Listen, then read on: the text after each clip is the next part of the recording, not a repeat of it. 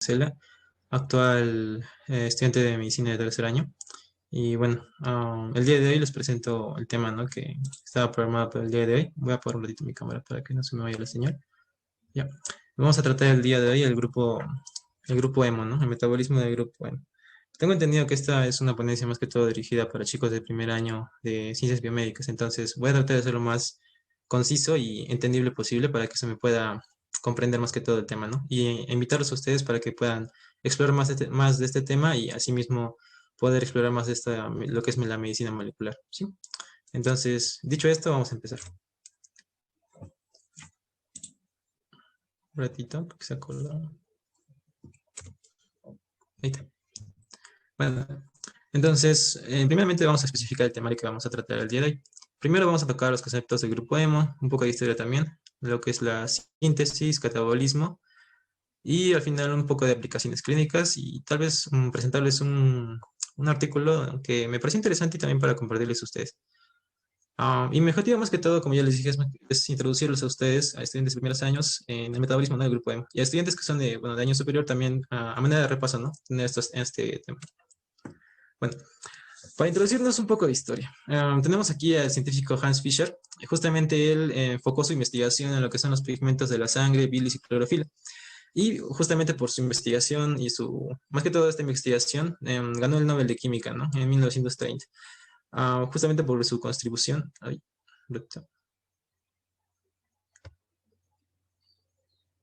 ya, por su contribución en lo que es la síntesis del grupo hemo y la clorofila. Y también en nomenclatura. Y luego vamos a ver más que todo de qué trata el detalle de la porfirina 9, ¿no? No se asusten por los nombres, vamos a tratarlos de la manera más concisa y entendible, como ya les dije. Tengo problemas pasando las diapos, un ratito. Está. Entonces, primero vamos a entrarnos en esto, que básicamente preguntarnos qué es una porfirina. Entonces, así en rasgos generales tenemos que una porfirina es un compuesto cíclico, como pueden ver en la imagen, formado por 4 anillos pirroles. Te voy a ver. Entero. Entonces acá tenemos los 4 anillos pirroles, 1, 2, 3 y 4, ¿sí? Luego, estos van a estar unidos mediante enlaces metanilo, ¿no? Estos que están con CH. Estos van a estar enumerados ya no por números romanos, sino por alfa, beta, gamma y delta, ¿sí? Y luego, estos poseen sustituyentes. Estos poseen sustituyentes justamente en cada uno de sus anillos pirroles. 2 sustituyentes por cada anillo pirrol. Es decir, acá tenemos 1, acá tenemos 2, disculpen el pulso, y por pares, ¿no? Y 8, ¿no? Entonces, en total vamos a tener 8 sustituyentes que van a poder formar parte de la porfirina. Y estas adicionalmente se pueden unir a iones metálicos, tal como es el hierro, ¿no?, que vamos a ver que va a ser una de las bases, ¿no?, para formar el grupo hemo. Listo. Entonces, eso es básicamente lo que son las porfirinas, ¿sí? Entonces, vamos a ver ahora lo que son las hemoproteínas, específicamente lo que es el grupo hemo, ¿no? Entonces, la definición básica, ¿no?, del grupo hemo es que es un grupo apostético de varias proteínas. Estas van a ser llamadas hemoproteínas, ¿no?, como su nombre. Y bueno, entre las más resaltadas encontramos la hemoglobina y la mioglobina, ¿sí? Estas van a estar encargadas del transporte y almacenamiento del oxígeno, respectivamente. Asimismo, también encontramos a los citocromos, ¿no?, el P450, el citocromo C, ¿no?, que van a estar también relacionados, ¿no?, en los tipos de reacciones que vamos a encontrar. En una de ellas va a ser la función de traslado de electrones, ¿no?, para la reducción del oxígeno. Entonces, si ya vimos que es una porfirina, ahora vamos a ver cómo está compuesto el grupo hemo, ¿sí? Es básicamente similar a lo que ya les mostré. Vamos a ver, pero a manera de repaso también, ya. Entonces tenemos 4 anillos pirólicos, ¿sí? Ya. Estos enumerados en números romanos. Luego 4 puentes metanilo o metino, ¿sí? Estos con las letras griegas, ¿no? Alfa, beta, gamma y delta. Además de esto, como ya les adelanté, ¿no?, los sustituyentes. Este va a consistir, ¿no?, de 8 sustituyentes, entre los cuales, sí, una duda. Bueno, ya. Igual, cualquier duda la pueden dejar por el chat también, chicos. De acuerdo, entonces continuamos con los sustituyentes, ¿no? Vamos a encontrar 8 sustituyentes, entre los cuales vamos a encontrar al grupo vinilo, al propio nato y al metil, ¿sí? Entonces acá vamos a representarlos por sus primeras letras, ¿no? Acá tenemos el metil, el vinil y el propio nato, ¿sí? Son los únicos que vamos a encontrar. Entonces, Si son 8, vamos a encontrar que están distribuidos de diferente manera. El más abundante va a ser el metil, ¿no? Tenemos 4 metilos. 4 metilos, ¿sí? Y luego 2 vinilos. 2 vinilos. Vinil y vinil. Y por último tenemos al propionato, ¿no? Un propionato, 2 propionatos, ¿no? Entonces, esa es básicamente la composición del grupo hemo, ¿sí? Y no nos olvidemos, como ya también les había adelantado, que va a estar conformado también por un ion metálico, ¿no? En este caso el hierro, ¿sí? En estado ferroso, es decir, +2, ¿sí? ¿Esto para qué? Justamente para poder tener estos enlaces con los nitrógenos, además de poder generar este enlace con el oxígeno, ¿sí? El oxígeno. Entonces, gracias a esta composición del grupo hemo, vamos a encontrar que este va a poder hacer el traslado y las demás funciones que ya les mencioné con respecto al oxígeno, ¿sí? Eso es lo principal que quiero que ustedes se queden, ¿no? Bien, entonces vamos a ver un poco más de su configuración química. No se preocupen, no es necesario que se aprendan a pie de la letra todo esto, pero quiero que vean más que todo cómo es que está conformado, ¿no?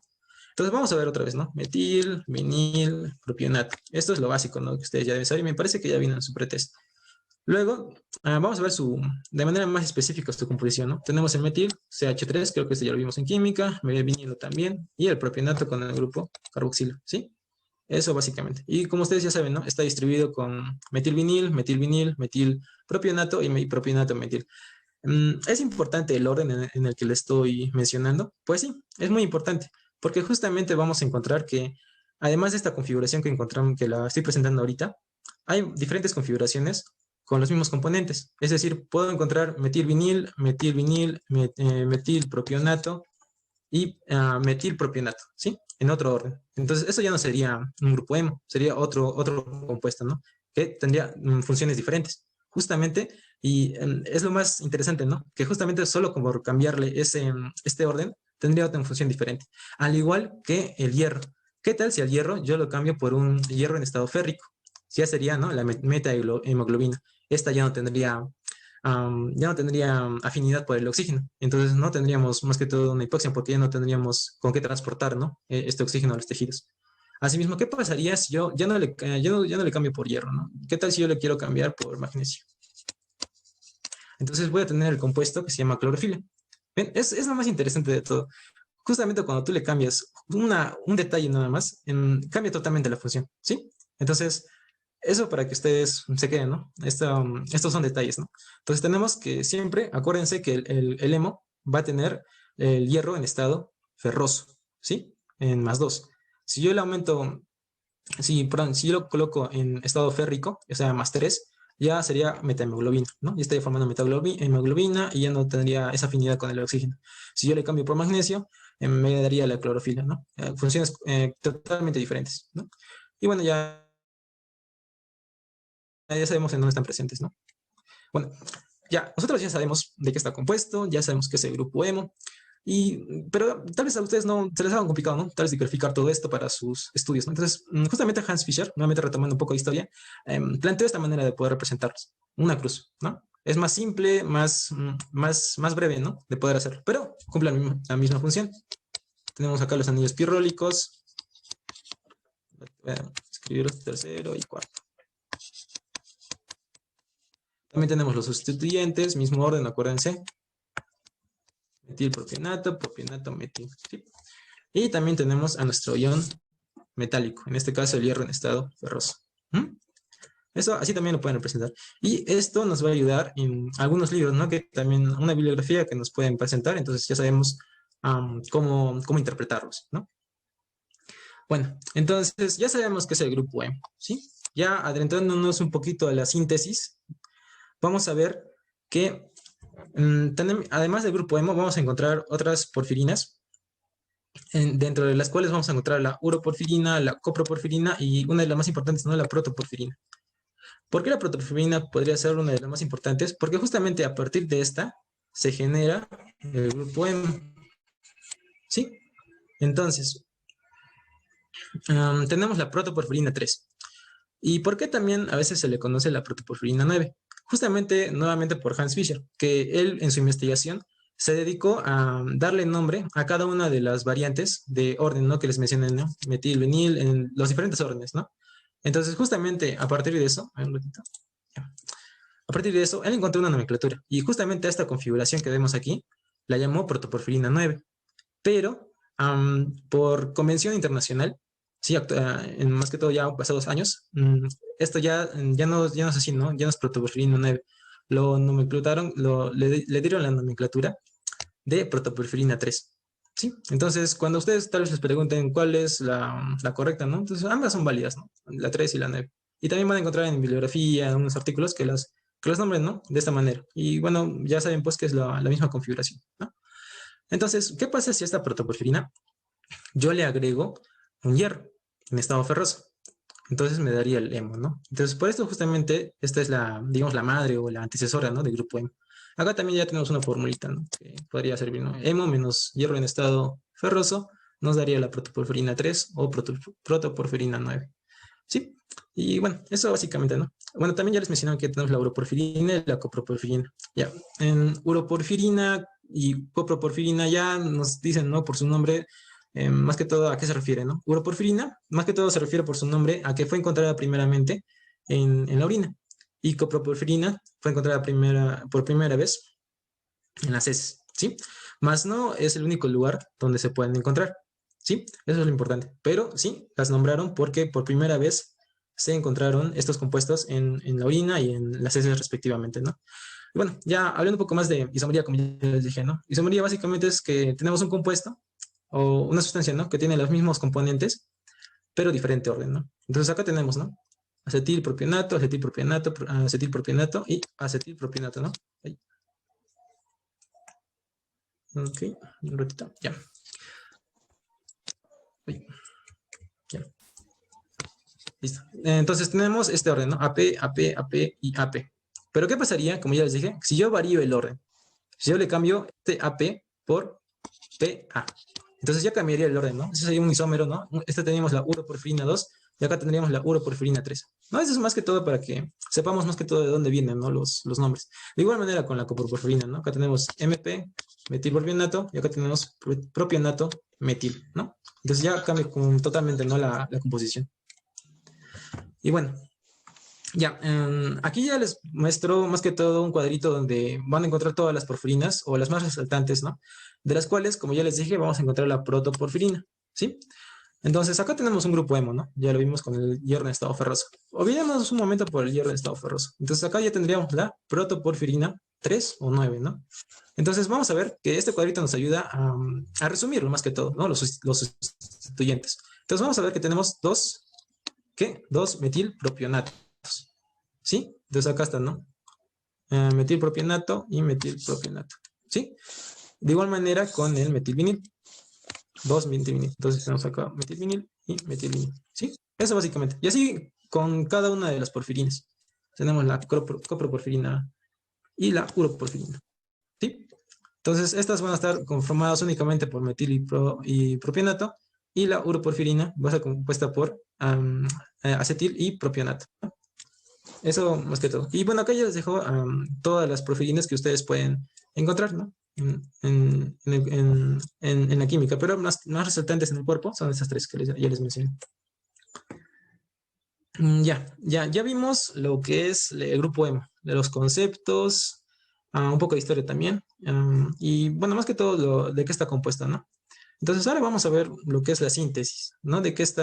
Cómo es que se va a formar el grupo hemo, y posteriormente vamos a ver la lisis, ¿no? Del grupo hemo, el catabolismo.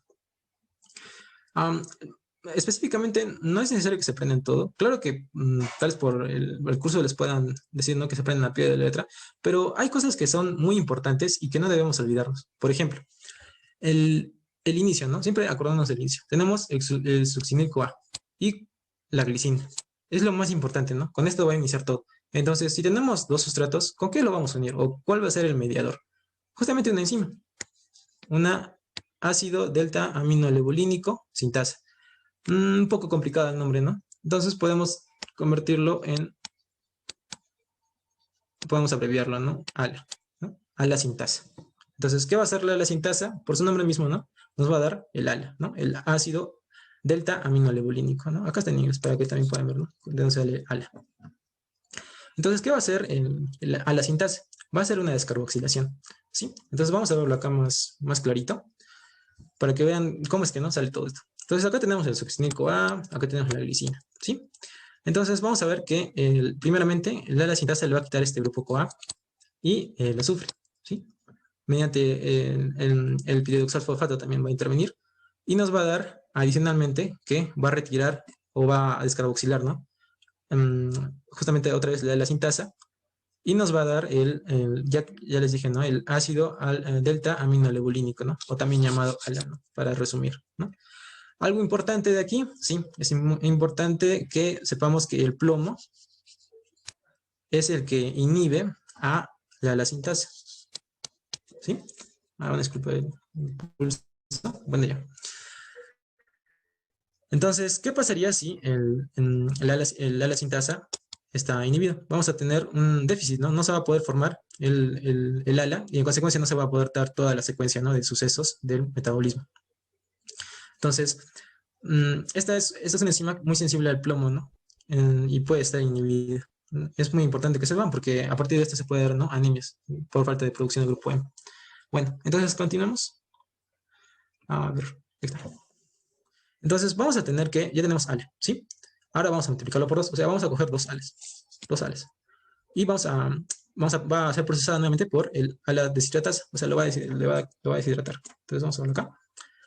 Tenemos 2, ¿no? Por 2 ácidos delta aminolebulínicos o alas, ¿no? Lo deshidratamos, quitamos 2 moléculas de agua y nos va a dar el porfobilinógeno, ¿sí? Si se dan cuenta, esta ya tiene la forma, ¿no? De un anillo pirrol, que ya lo vimos, ¿no? En la composición. Entonces, si acá ya tengo un anillo pirrol, en consecuencia, ¿cuántos voy a necesitar, pues, para formar el grupo M? 4, ¿sí? 4. Entonces, justamente acá está, ¿no? Porfobilinógeno. Vamos a verlo acá. Y, ven, acá está. La deshidratamos. También es llamado porfobilinógeno sintasa, ¿no? Porque el mismo nombre lo dice, ¿no? Porfobilinógeno sintasa, o sea, me va a formar porfobilinógeno. Y lo podemos abrir así, PBG. Entonces ya les dije, no tiene una forma de anillo pirrol. Entonces ya pues lo junto con 3 más, o sea, tengo 4. Y les doy pues en otra enzima. Vamos a verlo acá. Vamos a tener la uroporfirinógeno 1 sintasa. Mayormente las enzimas, ¿no? Se dan cuenta, dicen no lo que van a formar. Entonces justamente vamos a tener la hidroximetilbiliano. Y por espontaneidad va a formar el uroporfirinógeno tipo 1.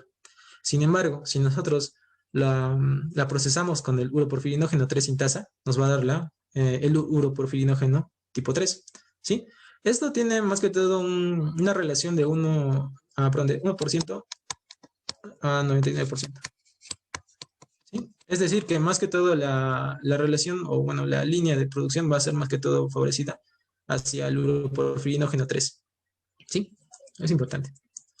Ya, entonces ya listo, ya también lo pasamos por la porfobilinógeno desaminasa o también llamada uroporfirinógeno tipo 1, sintasa. Tenemos la hidroximetilbilano, ya lo pasamos por el uroporfirinógeno 3 sintasa, que me va a producir uroporfirinógeno 3, ¿sí? Y ahora lo vamos a pasar por el uroporfirinógeno descarboxilasa. Entonces, ¿qué va a hacer? Yo sospecho que va a descarboxilar. Vamos a ver.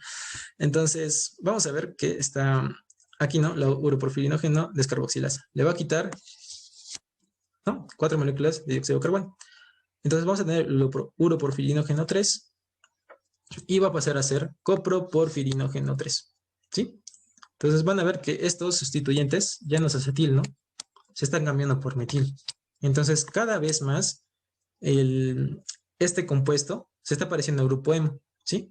Solo nos faltarían los vinil, ¿no? Los vinil, porque cambia metil, propionato, entonces nos faltarían los vinil, que es el característico del grupo N. Entonces, continuamos. Ya tenemos el coproporfirinógeno 3, ¿sí? Este ya es casi lo último, no se preocupen, ya no es tanto proceso. Entonces vamos a pasarlo por una coproporfirinógeno oxidasa, ¿sí? Y nos va a dar la protoporfirinógeno 3, ¿sí? Luego nuevamente le damos una enzima, que es la protoporfirinógeno 3 oxidasa. ¿Qué es lo que va a hacer? Lo va a oxidar. Específicamente le va a quedar hidrogenones, ¿no? Estos, si quieren saber cuáles son estos de acá. 2 de aquí de los nitrógenos y 1 por cada enlace de acá. acá teníamos H2, entonces nos quedaría CH nada más. ¿Sí? CH, CH, CH. Y acá nos falta, ¿no? Un hidrógeno, porque ya lo oxidamos. Y ya, eso es lo último casi. Le agregamos la ferroquelatasa, ¿no? Que ya habíamos visto antes. Le agregamos, ¿no? El hierro en estado ferroso, más 2, y ya pues ya tenemos nuestro grupo M. ¿Sí? También acordarnos, esto también es importante, que el plomo va a inhibirlo a la ferroquelatasa. Entonces, recapitulando. ¿Estás? Acá está. Tenemos que la ala sintasa va a ser inhibida por el plomo. Y la ferroquelatasa va a ser inhibida de igual manera por el plomo. ¿Sí? Entonces esto nos puede dar anemias, ¿no? Justamente por la deficiencia del grupo M. Y bueno, ya acá ya tenemos este gráfico que bueno, me pareció bastante ilustrativo para poder guiarnos. Entonces vamos a ver la última parte, ¿no? Tenemos la protoporfirina 9, ¿no? También, ¿cómo se llamaba la protoporfirina 9? ¿Alguien se acuerda? Esto es por Hans Fischer, ¿no? 9. Pero tenía otro nombre, ¿no? Muy parecido. ¿Alguien se acuerda? ¿Me pueden decir por el chat? A ver, ¿se puede ver el chat acá? Excelente. Muy bien. Protoporfirina 3. Eso es importante, ¿no? Y nos va a formar el grupo M. ¿Mediante qué? Mediante la ferroquelatasa. ¿Sí? Ah, a ver. Mm, ya. Tal vez algo que es importante resaltar es que esta síntesis se da más que todo en el tejido, en la médula ósea y en el hígado, ¿no? En los hepatocitos. Sí, eso es importante. Asimismo, vemos que esto está demarcado, ¿no? Tanto en la mitocondria como en el citosol. Sí, es importante que sepamos eso.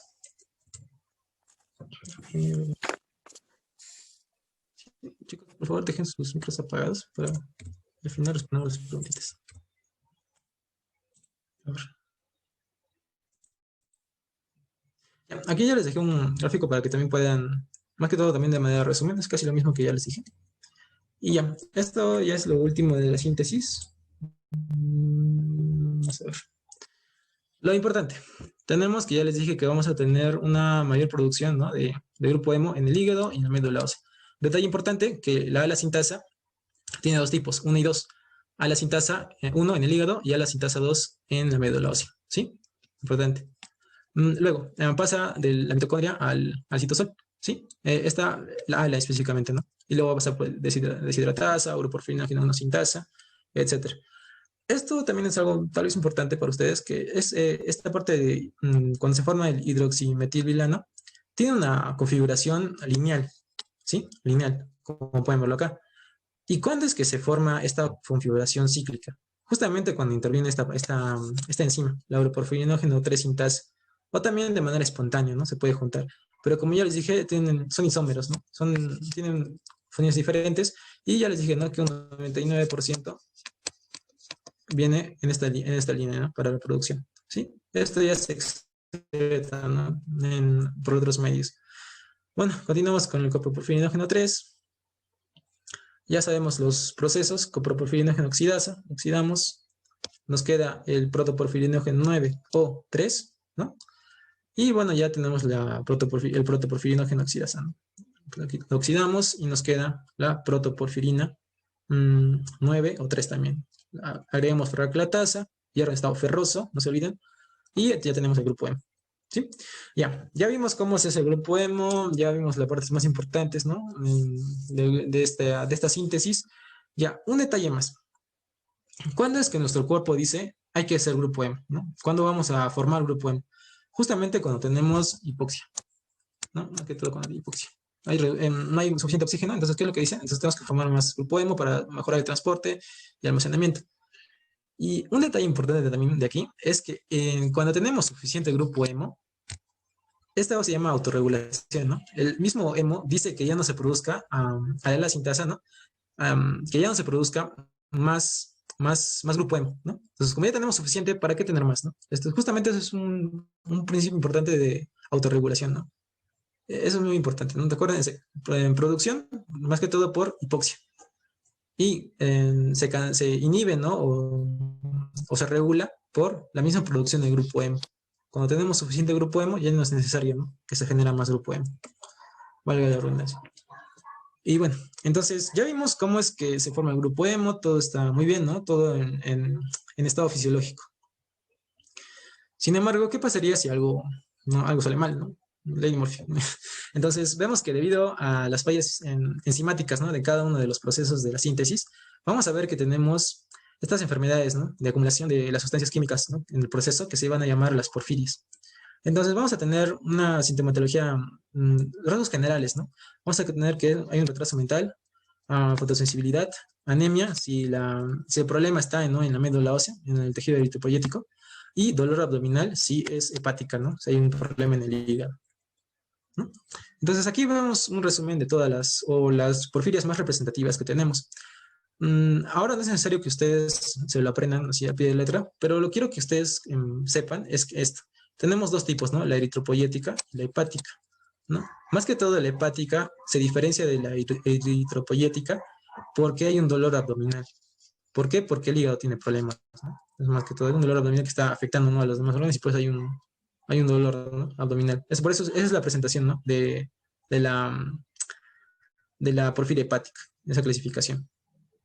Y vemos que cada una de estas enzimas afectadas justamente son las que ya les mencioné, ¿no?, en la síntesis. Y vamos a ver ya un caso clínico ahorita. Me parece que también ya vino en su pretest para que también lo puedan resolver. Y bueno, como ya les dije, ¿no?, también tenemos fotosensibilidad y demás signos, ¿no?, que se presentan. A ver, ya. Entonces, esto es lo que les vino en el pretest, ¿no? Un varón de 30 años de edad acudió por dolor abdominal. Entonces ya podríamos escuchar, ¿no?, que, bueno, si solo pensamos en porfirias, podría ser, ¿no?, una hepática. Entonces, tenemos elevación, ¿no?, de ácido delta aminolebulínico, ¿no? Entonces tenemos un aumento de esto, ¿sí? Y también tenemos de porfobilinógeno. ¿Dónde está? Acá está. Entonces, ¿qué pasa, ¿no?, cuando una enzima está mal o no funciona de manera correcta? Justamente lo que procesa se acumula, ¿no? En este caso, digamos que este está mal. Entonces, lo que procesa se acumula. En este caso, en el porfobilinógeno. De igual manera, esta, ¿no? ¿Qué pasa si se malogra? O funciona de manera incorrecta, ¿no? Se acumularía, ¿no?, el ácido deltaminolebulínico o ALA, ¿no? Entonces, ya lo diferencia que nos dice acá, ¿no? El análisis mutacional reveló una mutación en el gen codificado para el uroporfirinógeno 1 sintasa, ¿sí? Este es el porfirinógeno desaminasa, pero también tiene el nombre de uroporfirinógeno 1 sintasa, ¿sí? Por eso acá también lo puse, ¿no? 4, ¿no? 4 anillos pirólicos, y tenemos, ¿no?, esta enzima, ¿no?, que es la uroporfirinógeno 1 sintasa o porfirinógeno desaminasa, ¿sí? Acá también lo dice, me parece. Acá también. Porfobirinógeno desaminasa, ¿sí? Ya, eso básicamente, ¿no? Entonces, ¿cuál sería nuestro diagnóstico? Regresamos, ¿no?, a la tablita. Tenemos que tenemos una falla acá, ¿no? Y, casualidad, ¿no?, es hepática, ¿no? Y entonces, ¿cómo se llamaría esta porfiria? Porfiria intermitente aguda. Un ratito. Ya, continuamos. Entonces, ¿cuál sería el diagnóstico, no? Una porfiria intermitente aguda, ¿no? Más que todo. Bueno, y también vemos, ¿no?, que acá tenemos dolor abdominal y síntomas neuropsiquiátricos. Ya, entonces ya vimos la síntesis, ¿no?, del grupo M. Ahora vamos a ver lo que es el catabolismo y ya estamos casi finalizando, chicos, con el catabolismo y nos quedaría un poco de aplicaciones clínicas, ¿no? Estoy mezclándolo un poco para que podamos ver, ¿no?, cómo es que se aplicaría. Y bueno, ya, continuamos. Tenemos el grupo hemo, ¿no? Aquí está el grupo hemo. Grupo hemo. Tenemos una enzima más, la hemooxigenasa, que va a ser, sospecho que va a oxigenar. Entonces va a dar oxígeno, ¿no? Va a dar oxígeno. Y lo principal que va a hacer aquí, tal vez recalcarles que, ¿se acuerdan que al momento de sintetizar teníamos una configuración lineal y después cíclica, ¿no? Una lineal y después nos daban una configuración cíclica. Bueno, disculpen el gráfico. Entonces aquí va a ser al revés, porque es catabolismo, ¿no? Entonces, ¿qué es lo que va a hacer esta enzima? También va a quitar este componente, ¿sí? Este enlace alfa. Entonces, vamos a tener de un enlace, un compuesto cíclico a un compuesto lineal, la famosa biliverdina, de color verde, ¿sí? Un color verde. Y bueno, eso básicamente. También le va a quitar, ¿no? El hierro. El hierro también lo va a quitar. Y continuemos con la biliverdina reductasa, ¿no? Lo que va a hacer, bueno, reducirlo, ¿no? Y le va a quitar, no, perdón, le va a agregar, ¿no? Hidrógeno, 2 hidrógenos para ser exactos. Estos dos de acá, ¿no? Porque acá faltaban, ¿no? Entonces le va a agregar, nada más. Y ya pues tenemos la famosa bilirrubina. Recalcar tal vez aquí que es la bilirrubina indirecta, ¿no? La no conjugada. Acá podemos verlo nuevamente, ¿no? Ya más desarrollado si quieren, ¿no? Tenemos la hemoxigenasa y la biliverdina reductasa, ¿sí? Las enzimas, ¿no? Que van a formar la bilirrubina. Y bueno, cuando esto tal es para mostrarles cómo es el proceso, ¿no? De degradación del grupo M. ¿Quién no se ha golpeado alguna vez y ha visto un moretón, ¿no? Los famosos moretones. Entonces aquí vemos, ¿no? Que principalmente tenemos al inicio tenemos la injuria, ¿no? Luego se va a transformar ¿no? Tenemos la hemoglobina, luego la biliverdina, y así sucesivamente, ¿no? Hasta biliverdina y hasta que ya no nos aparezca nada, ¿no? Ya está limpio, ¿no? Entre comillas. Eso, ¿no? Para que puedan revisarlo, ¿no? Tal vez, pero no se lastimen, por favor. Ya. Entonces tenemos, ¿no? Vamos a ver nuevamente el catabolismo. Ya llegamos hasta acá, ¿no? La bilirrubina, ¿sí? Esto puede ser tales por injurias, ¿no? Como ya lo vimos, o también por hemocataresis, ¿no? ¿Qué quiere decir eso? Que el glóbulo rojo ya cumplió su ciclo vital y ya pues va a ser degradado, ¿no? Los 120 días clásicos y va a ser degradado. Entonces vamos a tener que, tenemos la bilirrubina indirecta, ¿no? Acuérdense siempre, sale del macrófago, ¿no? Y tenemos que esta va a ser transportada por albúmina, ¿sí? Albúmina. Entonces, esta albúmina, ¿a dónde la va a llevar? Hacia el hígado. Entonces, el hígado, ¿qué es lo que va a hacer? Lo va a procesar, ¿no? Siempre el hígado, más que todo, procesando todo lo que tenemos en nuestro organismo, los antibióticos, etc. Pero primero quiero que veamos, ¿no? La parte de la bilirrubina. Tenemos bilirrubina indirecta. Le vamos a agregar ácido glucurónico mediante la enzima glucuroniltransferasa, ¿no? Los famosos UDP, 2 UDPs, ¿no? Los ácidos glucurónicos. Y de indirecta nos va a dar una bilirrubina directa, ¿no? Una conjugada, ¿sí? Entonces pasa la bilirrubina directa, pasa a la bilis, pasa ya al sistema digestivo, al duodeno, yuyuno y el ilion, y pasa por el intestino grueso y ya pues va a ser excretado, ¿sí? Entonces vamos a tener en la excreción, en las heces, ¿no? Va a estar ya degradado todo el grupo hemo. Y un detalle importante es que también le va a dar esa coloración, ¿no? Mediante su degradación. Entonces, a manera de resumen, perdón, tenemos primero que estamos en la sangre, ¿no? Esta va a ser transportada por la albúmina y este proceso se llama captación, ¿no? En el que el hepatocito, ¿no? Va a captar esta bilirrubina no conjugada, ¿no? Y la va a procesar. Le va a agregar UDP, ¿no? Y la va a conjugar, ¿no? Por eso, de hemoglobina, no, perdón, bilirrubina no conjugada va a pasarse a ser conjugada, ¿no? Bilirrubina conjugada. Y por último tenemos la excreción, ¿no?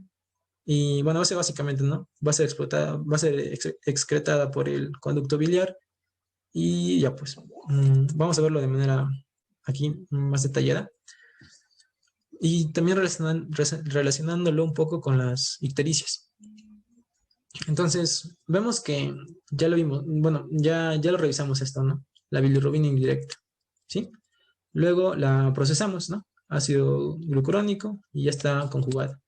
Pasa por la bilis, excreción, y justamente en esta parte, en la absorción del intestino, vamos a ver que va a ser procesada y va a transformarse en estercobilinógeno, ¿sí?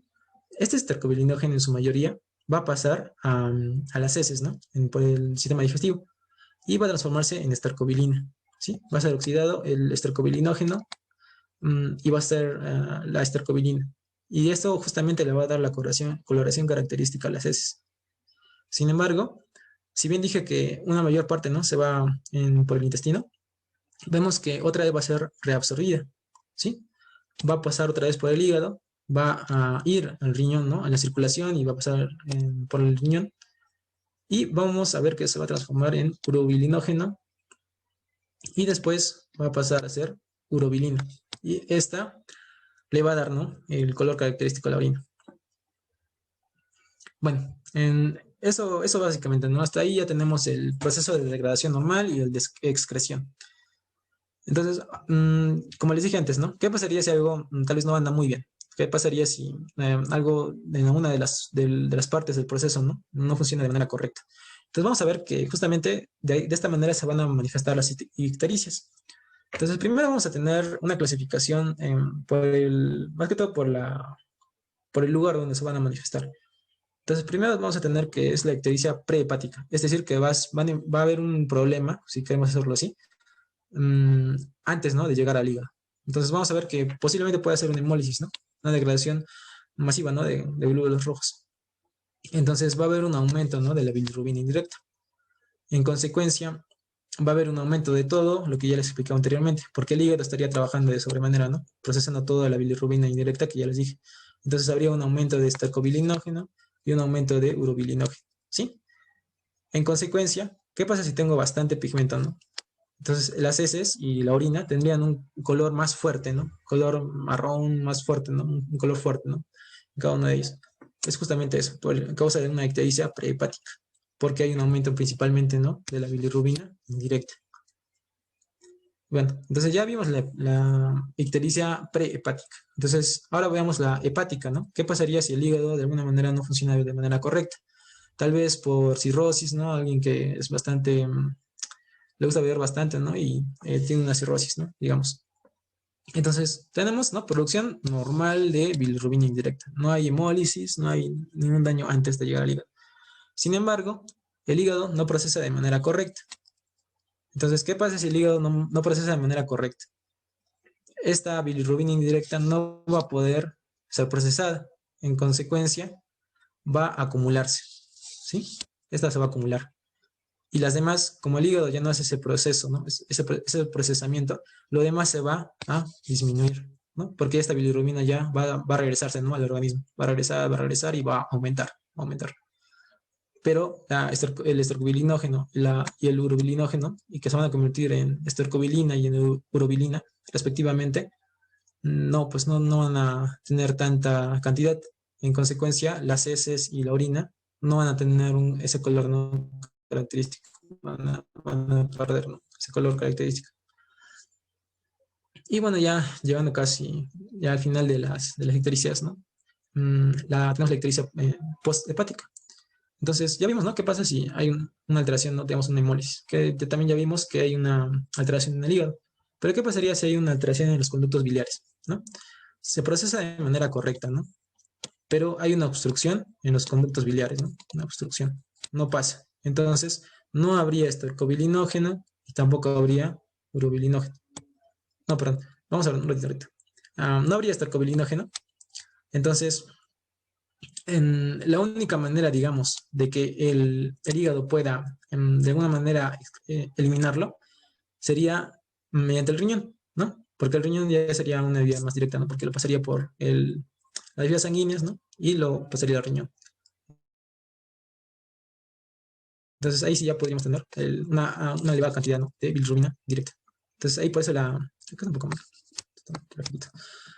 Entonces la orina de color caoba, ¿no?, porque va a estar aumentada.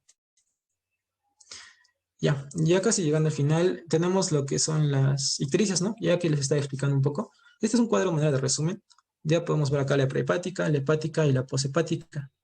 Entonces, muy bien, ya podemos ver que tenemos un aumento, ¿no?, de bilirrubina indirecta en la prehepática, ¿no? En la hepática tenemos un aumento, en caso sea de bilirrubina indirecta, ¿no?, tenemos ese aumento, tenemos menor captación y menor conjugación, ¿no? En caso tengamos aumento de la bilirrubina directa, tenemos una alteración, ¿no?, de transporte, en excreción, obstrucción en las vías biliares, o también una necrosis, ¿no? Una necrosis. Y bueno, acá también ya les muestro, ¿no?, cada uno de los de las enfermedades, ¿no?, que se pueden producir. Y ya pues la última es la poshepática. Tenemos la bilirrubina directa aumentada, tenemos posiblemente una obstrucción de la biliar, ¿no?, fuera del hígado, y más que todo puede ser, ¿no?, pues por cálculos biliares, etcétera. Ya, ya llegando a la última parte, quería compartir con ustedes un artículo que, bueno, no es tan actual, pero me parece de importancia, ya que justamente toca la parte de plomo que les mencioné. Entonces, lo que buscaba este artículo básicamente era determinar los niveles de plomo Y bueno, demás problemas que se pudieran suscitar en niños menores de 10 años, ¿no? En estas provincias, ¿no? de Pasco. Básicamente lo que se encontró es que ciertamente si hay una intoxicación por plomo, lo más interesante es que uno pensaría que si hay plomo, y según lo que yo ya les expliqué, podría haber una anemia, ¿no? Por la falla, o bueno, la inhibición, ¿no? De las enzimas ala-sintasa y la ferroquilatasa. Sin embargo, en este estudio no se encontró. Eso es lo más interesante, ¿no? De la ciencia, de que esta pues tiene información objetiva y verificable, así como que nosotros podemos verificar nuestras hipótesis, ¿no? Estoy seguro que estos investigadores al inicio ellos pensarían que tendrían, ¿no? Este tipo de anemias. Sin embargo, no, no hubo una relación significativa, ¿no? Con la cantidad de plomo que se encontró en estos niños. Entonces, es un dato importante, un dato interesante. Y bueno, eso básicamente, ¿no? Lo que quería compartirles con ustedes. Bueno, acá está ya la referencia si ustedes quieren consultarlo y verificar, ¿no? Que la información que yo les estoy brindando es realmente, ¿no? Lo que está diciendo en el artículo. Y bueno, eso básicamente es todo lo que les quería decir hoy día. No sé si tengan alguna pregunta con respecto al tema. Y bueno, si no hay preguntas, también quería compartirles algo más para que también se puedan llevar, ¿no? Y se incentiven por la investigación. Entonces, no sé si tengan alguna pregunta.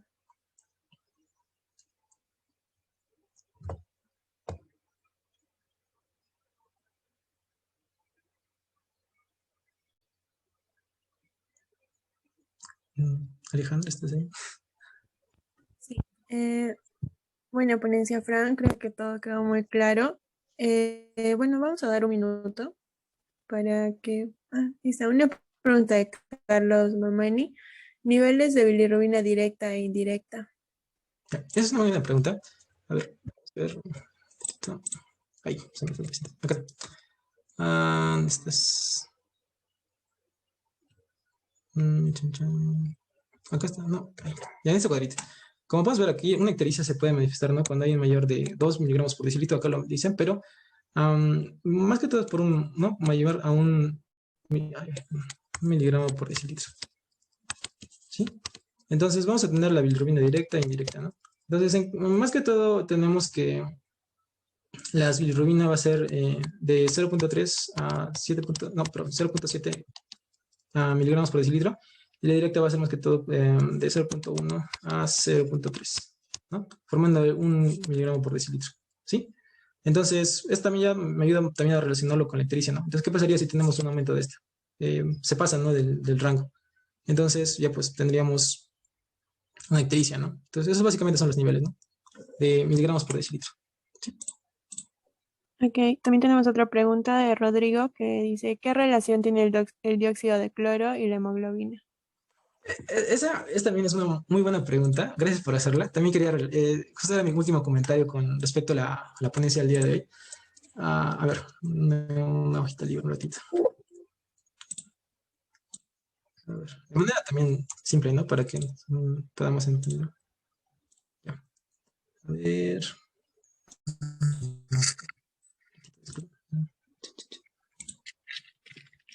Ya. Entonces, vamos a ver que el dióxido de cloro, ¿qué es lo que hace, no? Es un, básicamente ha habido bastante difusión, ¿no? De que es la cura milagrosa, ¿no? Entonces, lo que es el dióxido de cloro, más que todo, lo principal, ¿no? Lo que tenemos que saber es oxidar. Entonces, ¿se acuerdan que tenemos la hemoglobina? Van a disculpar. Bueno, el grupo hemo, ¿ya? Supongamos que es el grupo hemo. Ahí, ya. Entonces, acá tenemos el hierro, ¿no? El hierro en estado ferroso. ¿Sí? Entonces, si ya sabemos que el hidróxido no, perdón, el dióxido de cloro lo que hace es, a ver, ratito. A ver, ya. Entonces, el dióxido de cloro se encarga de oxidar. Como ya les dije, ¿no? Si yo tengo acá el hierro en estado ferroso, ay, no me ayuda el gráfico, ya. A ver, hierro en estado ferroso. Si yo lo oxido, ¿qué me va a dar? Hierro más 3, hierro en estado férrico. Entonces, ¿a qué se acuerdan? ¿A qué se relacionaba el hierro en estado férrico? ¿Alguien se acuerda? ¿Qué me da? No me da hemoglobina, por si acaso. ¿Alguien se acuerda? Además de hemoglobina. Les doy una pista, ya les dije. Meta hemoglobina, muy bien. ¿Sí? Entonces, hemoglobina en sí no tiene la misma función, ¿no?, que la hemoglobina. Es casi todo lo contrario, ¿no? No tiene afinidad por el oxígeno. Y entonces, justamente esa es la relación, ¿no? El dióxido de cloro, al entrar en nuestro organismo, da esa oxidación, nos da metahemoglobina y en consecuencia tendremos una hipoxia. Eso, eso es bastante interesante y déjenme hilar un poco con lo que les iba a comentar al final, de que en sí no hay mucha investigación con respecto a este punto. Entonces podría iniciarse, ¿no?, con una investigación de relacionar esta parte de, o de demostrar, ¿no? Esto ya más que todo de química, ¿no? Pero sería bueno demostrarlo, ¿no? En vivo, ¿no? Con pacientes o, bueno, tal vez con in vitro, que se pueda, ¿no? Que se tenga esta relación, ¿no? De dióxido de cloro y con la metahemoglobina. Y en consecuencia, ¿no?, con la metahemoglobinemia. Sería muy interesante, ¿no? La verdad. Y bueno, estaría tal vez invitarlos, ¿no? Ustedes también que puedan incentivarse en este punto. Ya. Con la siguiente pregunta. ¿En qué célula se realiza la degradación de hemoglobina? Más que todo por el sistema retículo endotelial. Eso me parece que me faltó decirlos. A ver. A ver. Bueno, acá está. Entonces tenemos el sistema retículo endotelial. Más que todo va a estar conformado por macrófagos. Entonces ahí justamente se va a degradar, ¿no?, la hemoglobina.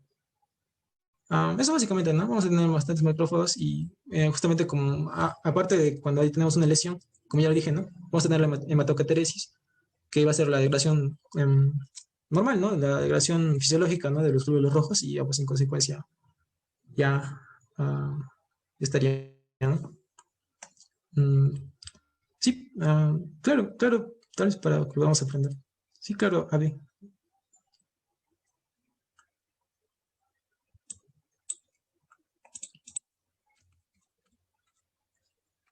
Sí, está bien. Bueno, eso creo que ya no hay más preguntas.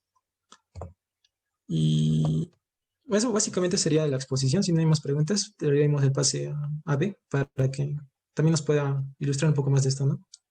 Siempre es bueno tener esa comunicación. Sí, soy Álvaro Frank. A ver. Sí. Hola. No, sí, te decía que primero termines lo de la degradación de la hemoglobina. Pero bueno, sí, sí, ya lo terminaste, está bien. Ya lo dijiste todo lo de la degradación de la hemoglobina. Sí, más que todo, ¿no? Por el sistema articulado Ajá. endotelio. Sí, Sí, sí, ya. pero es por el reticular. Bueno, no, solo les quería decir lo del dióxido de cloro, ¿no? Que como dice Frank, que se pintaba como la cura milagrosa, ¿no? Que en realidad como bien lo ha dicho Frank, pues, o sea, por simples principios es una tontería, ¿no? No tiene sentido.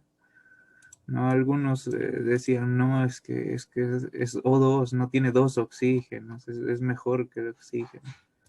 ¿No? Y primero, eso no tiene sentido porque el dióxido de cloro, pues, en- es una, es una unión covalente, por lo que en el plasma o en el agua no se va a disociar ese oxígeno, ¿no? O sea, un primer sinsentido.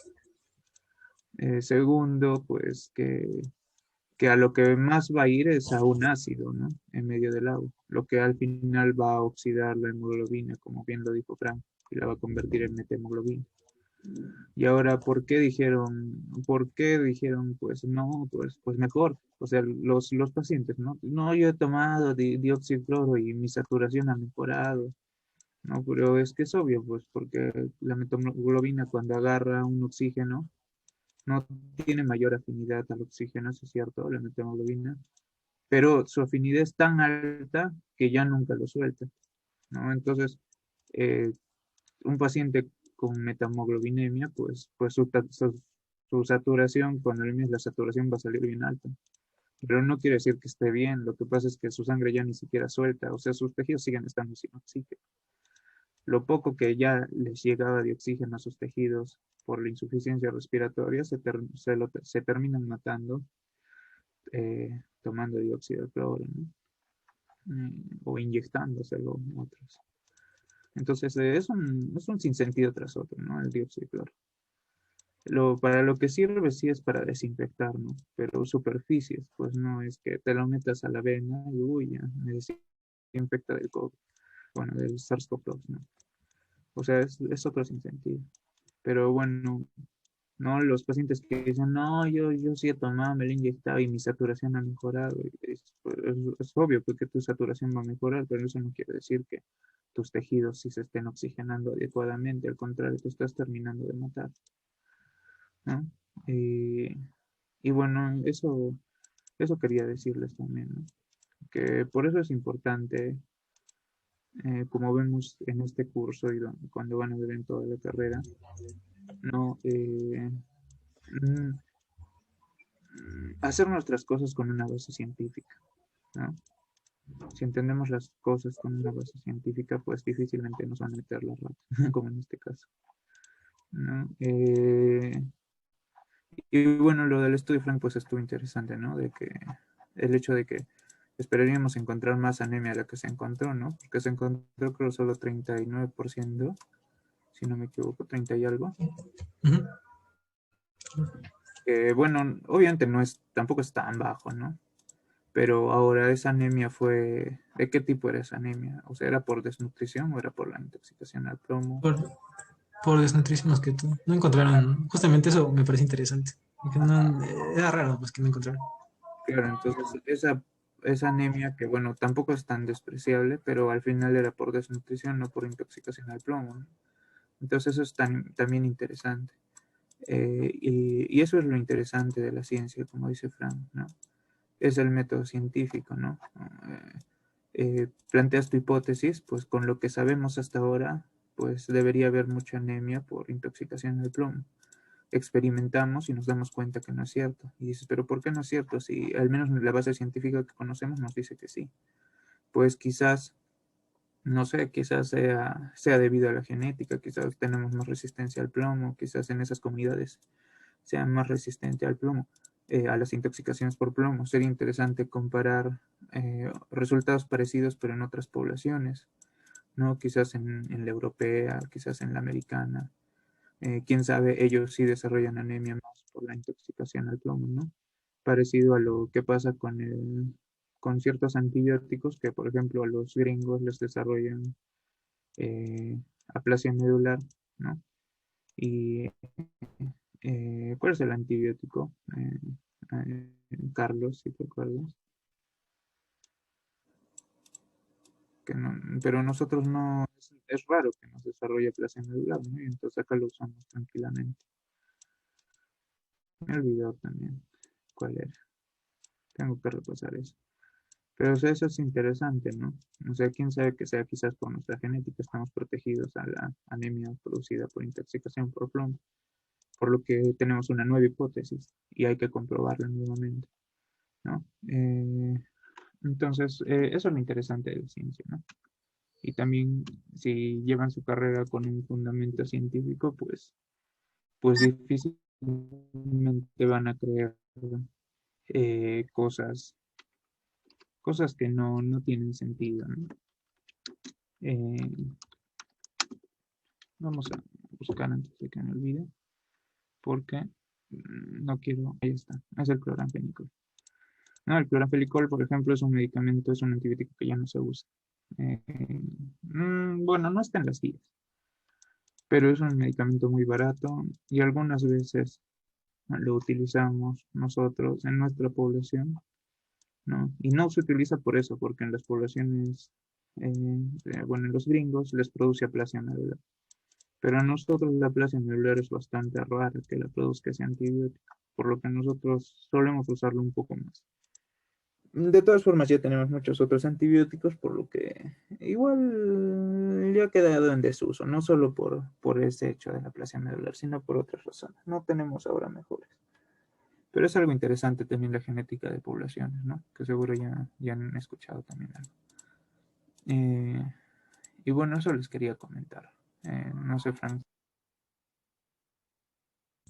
Ah, creo que nada más, gracias Álvaro, más bien, por complementar. Y creo que también es importante, ¿no? Que siempre hay que criticar la información que tenemos. Por eso también los invitaría, ¿no? Que podamos criticar y no creer todo lo que nos dicen, ¿no? Como dióxido de cloro, ivermectina, etcétera, cosas. Entonces, supongo que eso sería importante, ¿no? Criticar la información y dar lo mejor de la información hasta ahora. Incluso también poder generar investigación, ¿no? Y contribuir con un granito de arena, ¿no? A la ciencia. Bueno, eso básicamente sería todo. Gracias, chicos. Y gracias, Albert. Bueno, gracias, Frank, por tu ponencia. y Álvaro por aportar. Y bueno, si finalizando la ponencia les mando el link del